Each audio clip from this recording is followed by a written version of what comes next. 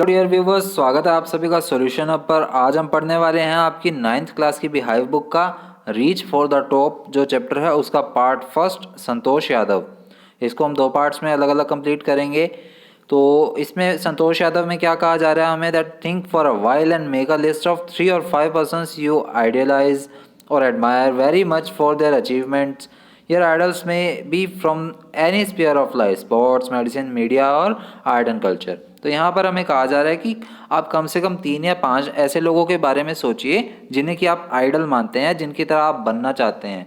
वो किसी भी अचीवमेंट से रिलेटेड हो सकते हैं, दुनिया के किसी भी कोने में से हो सकते हैं, किसी भी स्ट्रीम में से हो सकते हैं, चाहे स्पोर्ट्स, मेडिसिन, मीडिया या आर्ट एंड कल्चर में से। और ये जो स्टोरी है संतोष यादव जी की, ये एक माउंटेनियरिंग की स्टोरी है जो कि अपने आप में ही काफ़ी ज़्यादा आइडल पर्सन है। काफ़ी शानदार स्टोरी है इनकी। तो चलिए स्टार्ट करते हैं।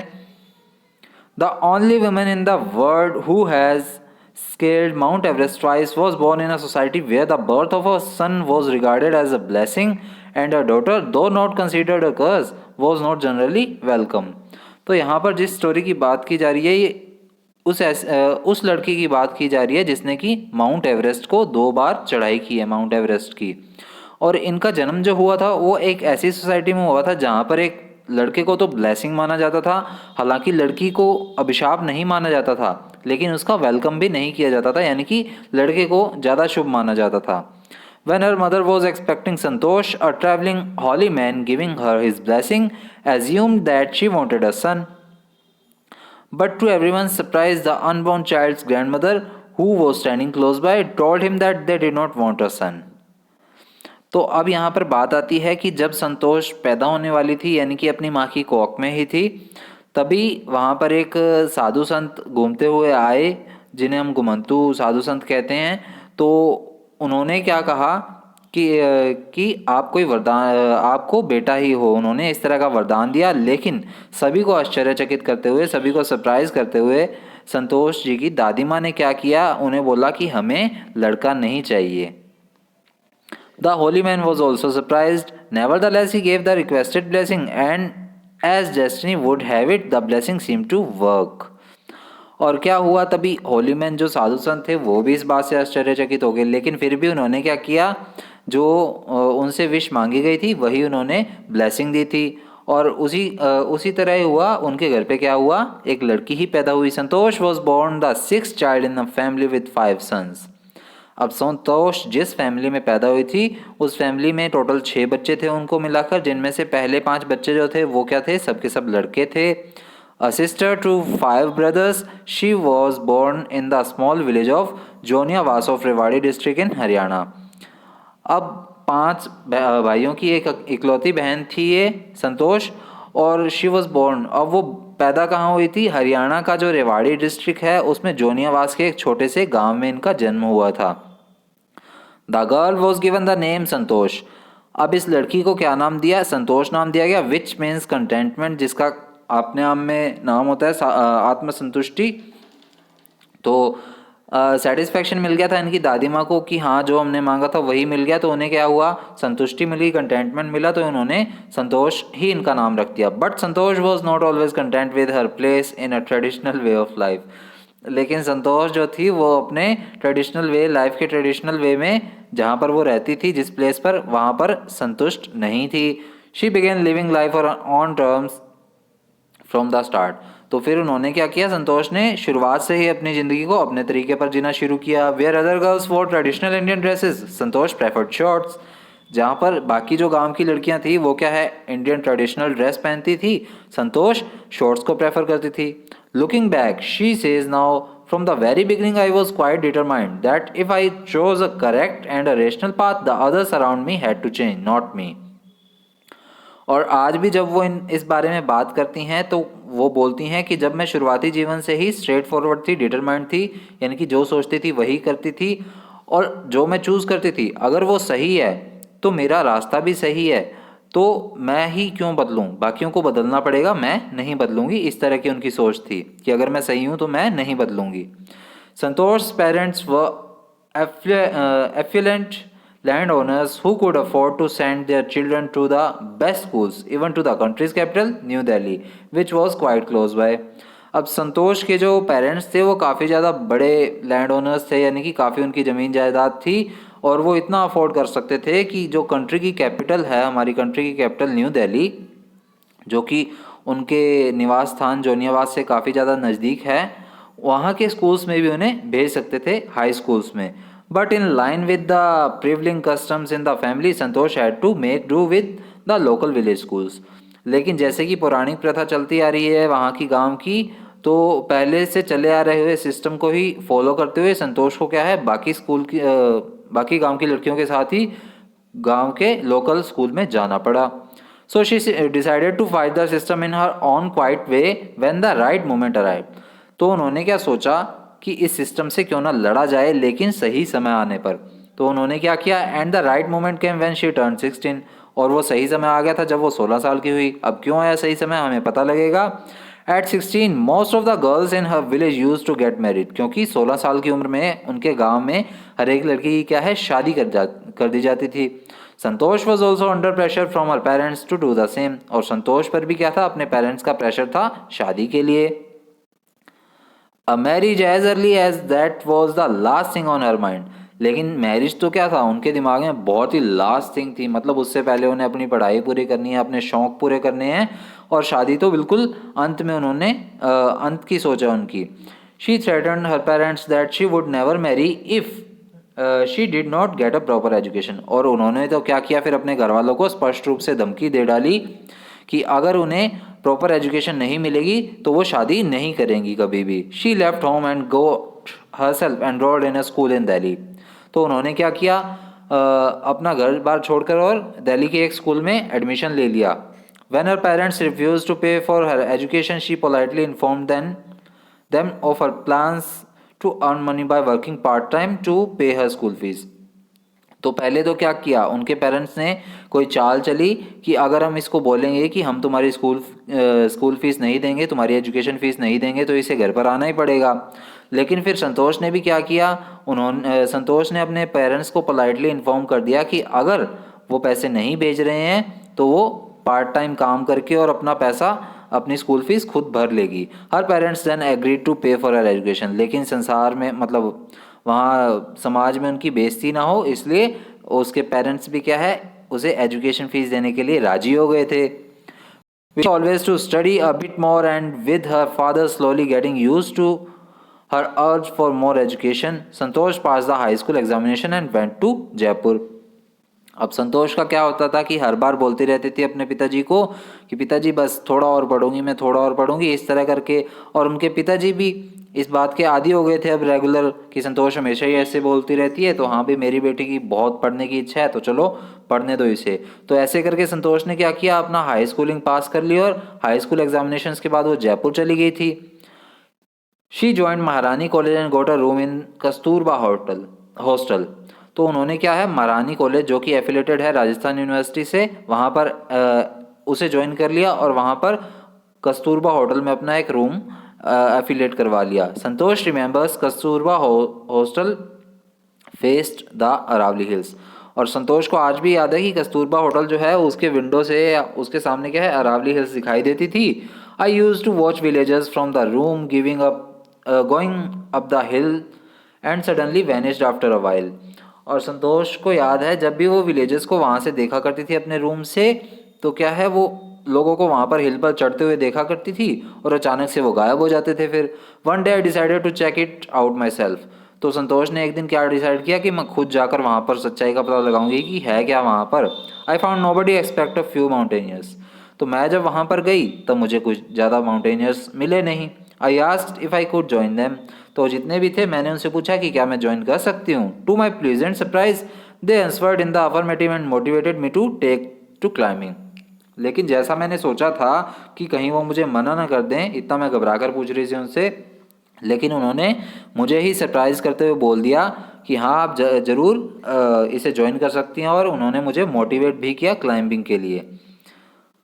Then there was no looking back for this determined young girl. और उसके बाद तो क्या है, इस यंग गर्ल के लिए कोई ठिकाना ही नहीं रहा और उसने कभी वापस मुड़कर नहीं देखा, यानी कि आगे बढ़ती गई।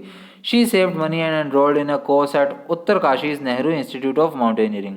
और उसके बाद संतोष ने क्या किया, खुद को उत्तरकाशी के नेहरू इंस्टीट्यूट में, Uttarkashi Nehru institute of mountaineering में एनरोल करवा लिया। My college semester in Jaipur was to end in April but it ended on the 19th of May। अब मेरे जो कॉलेज के एग्ज़ाम थे, सेमेस्टर एग्ज़ाम, वो तो कब ख़त्म होने थे, अप्रैल में, ऐसा संतोष ने कहा। लेकिन वो ख़त्म कब हुए, 19 मई को ख़त्म हुए, 19th of May को ख़त्म हुए। And I was suppose to be in Uttarkashi on the 21st। लेकिन मुझे उत्तरकाशी में भी क्या है 21 तारीख को पहुंचना था। So I did not go back home, instead I headed straight for the training. तो इसलिए क्या है 21 को मेरे को वहाँ पहुँचना था, तो मैं घर तो नहीं गई और सीधा ही क्या है ट्रेनिंग पर चली गई उत्तरकाशी में। I had to write a letter of apology to my father without whose permission I had got myself enrolled at Uttarkashi. तो क्या है मुझे अपने पिताजी को एक लेटर लिखना पड़ा अपॉलजी का, माफ़ी का, कि पिताजी मैंने आपसे पूछे बिना ही क्या है उत्तरकाशी में अपने आप को इस कोर्स में एनरोल करवा लिया था आपकी परमिशन के बिना। Thereafter Santosh went on an expedition every year. और उसके बाद तो क्या है संतोष हर एक साल एक एक्सपेडिशन में, एक ट्रिप में, एक यात्रा में निकली रहती थी। हर क्लाइंबिंग स्किल्स मैच्योर्ड रैपिडली। और उनके जो क्लाइंबिंग के स्किल्स थे, चढ़ाई के स्किल्स थे, वो लगातार क्या है मैच्योर हो रहे थे, यानी कि वो धीरे धीरे इस चीज़ में पारंगत हो रही थी, बेटर हो रही थी। Also she developed a remarkable resistance to cold and the altitude. और धीरे धीरे क्या है उन्होंने एक रिमार्केबल रेजिस्टेंस डेवलप कर लिया था, यानी कि एक तरह से वो उस चीज़ की आदी हो गई थी कि वो इतनी ऊंचाई में भी ठंड को भी सहन कर सकती थी और इतनी हाइट को भी, एल्टीट्यूड को भी सहन कर लेती थी। अब उन्हें इस चीज़ से घबराहट नहीं होती थी। Equipped with an iron will, physical endurance and an amazing mental toughness, she proved herself repeatedly. और क्या है उनका अब वो इस तरह बन चुकी थी, equipped with an iron will को हम कह सकते हैं जैसे लोहे जैसी उनकी इच्छा शक्ति हो चुकी थी, यानी कि उनकी इच्छा शक्ति अब काफ़ी ज़्यादा मजबूत हो चुकी थी। फिजिकल एंड्योरेंस यानी कि वो शारीरिक रूप से भी काफ़ी मजबूत हो चुकी थी और साथ साथ मेंटली भी काफ़ी ज़्यादा स्ट्रॉन्ग हो चुकी थी। और उन्होंने अपने आप को बार बार रिपीटेडली प्रूव किया है इस चीज़ से। The cultivation of her hard work and sincerity came in 1992, just 4 years after she had shyly asked the Aravalli Mountaineers if she could join them। और उनका ये जो कल्टीमेशन है, उनकी जो समापन या फिर हम कह सकते हैं उनका इतना हार्ड वर्क था, उसका पॉजिटिव रिजल्ट इन्हें कब मिला 1992 में, जस्ट 4 साल बाद ही। 4 साल किसके बाद, अरावली हिल्स के ऊपर अरावली माउंटेनियर्स से इन्होंने एक बार पूछा था कि क्या वो इन्हें ज्वाइन कर सकती हैं, उसके 4 साल बाद इन्हें इनके हार्ड वर्क का जो रिजल्ट है वो मिल गया था। At barely 20 years of age, Santosh Yadav scaled Mount Everest, becoming the youngest women in the world to achieve the feat. और लगभग 20 साल की ही उम्र में, मुश्किल से 20 साल की ही उम्र में संतोष यादव ने माउंट एवरेस्ट की चढ़ाई कर ली थी।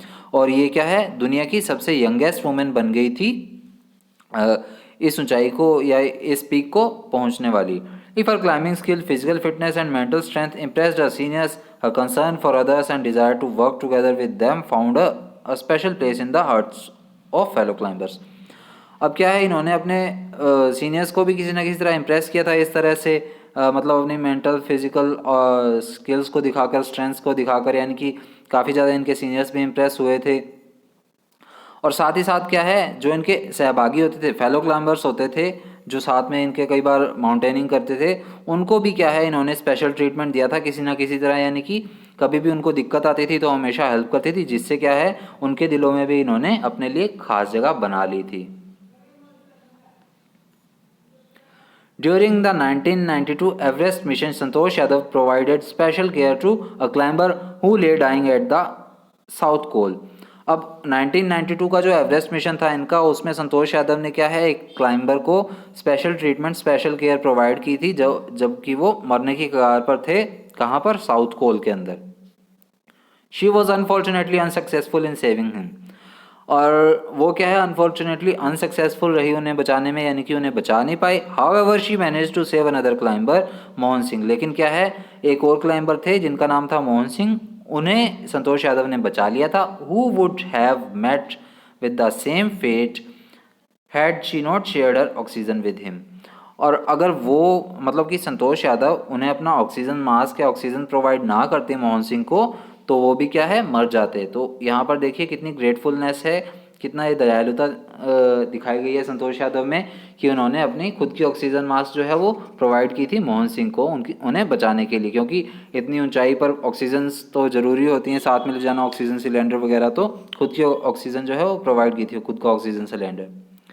Within 12 months, Santosh found herself a member of Indo-Nepalese women's expedition that invited her to join them. और इसके लगभग 12 ही महीने के अंदर क्या है, संतोष ने क्या पाया कि इंडो नेपलीज वुमेन का जो एक्सपेडिशन है, ग्रुप है उनका जो, उनसे क्या है, इन्हें एक इनविटेशन मिला ज्वाइन करने के लिए उन्हें। She then scaled the Everest a second time, thus setting a record as the only woman to have scaled the Everest twice and securing for herself and India a unique place in the annals of mountaineering। और तब क्या हुआ, इन्होंने दूसरी बार क्या है mount Everest की चढ़ाई की, और पूरी दुनिया में ये 2 बार माउंट एवरेस्ट की चढ़ाई करने वाली एक अकेली औरत बन गई थी। और इसी के साथ क्या है, इन्होंने ना केवल इंडिया में लेकिन पूरी की पूरी दुनिया में है क्या है, अपनी देश की और खुद की एक अलग छाप छोड़ दी थी माउंटेनियरिंग के फील्ड में। In recognition of her achievements, the Indian government bestowed upon her one of the nation's top honors, the Padma Shri। और इनकी इन ऊंचाइयों को, इनकी इन अचीवमेंट्स को देखते हुए इंडियन गवर्नमेंट ने क्या है, इन्हें सम्मानित किया था। देश के जो राष्ट्र के टॉप ऑनर्स हैं पद्मश्री, उससे इन्हें सम्मानित किया था। Describing her feelings when she was literally on the top of the world, Santosh has said. और अपनी फीलिंग्स को एक्सप्रेस करते हुए इन्होंने क्या बताया था कि जब मैं पूरी दुनिया की ऊंचाई पर थी, यानी कि माउंट एवरेस्ट की बिल्कुल पीक पर थी, it took some time for the enormity of the moment to sink in. अब यहाँ पर एनॉर्मिटी ऑफ द मोमेंट देख लीजिए, मीनिंग दिया हुआ है। The enormity of the moment का मीनिंग होता है वेरी ग्रेट मोमेंट, और सिंक इन का टू बी अंडरस्टूड। तो जब ये पूरी दुनिया के टॉप पर थी तब क्या है, इनके लिए काफ़ी ज़्यादा बहुत ही ग्रेटफुल मोमेंट थी, इस चीज़ को याद रखने लायक। Then I unfurled the Indian tricolour and held it aloft on the roof of the world. और तब क्या किया इन्होंने, जो इंडिया का ट्राई कलर है यानी कि हमारा जो देश का तिरंगा है, उसे वहाँ पर गाड़ा, वहाँ पर उसे लहराया, अलोफ्ट किया काफ़ी ऊंचाई पर। The feeling is indescribable. और ये जो फीलिंग थी ये ना बताने लायक थी, यानी कि काफ़ी ज़्यादा एक्साइटेड हो चुकी थी उस टाइम और एक्सप्रेस नहीं कर पा रही थी खुद को। The Indian flag was flying on the top of the world. और जो हमारा इंडिया का फ्लैग है वो पूरी दुनिया की सबसे ऊंचाई की कोटि में हवा में लहरा रहा था। It was truly a spiritual moment. ये काफ़ी ज़्यादा उनके लिए एक बहुत ही आत्मसम्मान की बात थी, काफ़ी ज़्यादा एक आध्यात्मिक सी बात थी। I felt proud as an Indian. और तब इन्होंने क्या किया कि मुझे भारतीय होने पर गर्व है। ऑल्सो फर्वेंट, अब फर्वेंट एनवायरमेंटलिस्ट, फर्वेंट का मीनिंग दिया हुआ है having strong and sincere feelings, यानी कि किसी चीज़ को लेकर हमारी काफ़ी ज़्यादा स्ट्रॉन्ग फीलिंग्स होना और सिंसियर फीलिंग्स होना। तो ये काफ़ी ज़्यादा फर्वेंट एनवायरमेंटलिस्ट से, यानी कि वातावरण को लेकर, पर्यावरण को लेकर भी ये काफ़ी ज़्यादा सोचती रहती थी। Santosh collected and brought down 500 kilograms of garbage from the Himalayas. तो ये काफ़ी ज़्यादा अच्छी एनवायरमेंटलिस्ट थी। तो संतोष ने क्या किया, न केवल 2 बार चढ़ाई की थी, पर साथ ही साथ हिमालय से 500 किलो का जो गार्बेज था वो भी वहाँ से नीचे की तरफ लेकर आई थी। तो ये देखिए यहाँ पर इन्होंने काफ़ी ज़्यादा अच्छा एनवायरमेंटलिस्ट का रोल भी प्ले किया है। तो इसी के साथ हमारी ये स्टोरी कंप्लीट होगी है। नेक्स्ट वीडियो में मिलेंगे इसके क्वेश्चन आंसर्स के साथ। So thank you.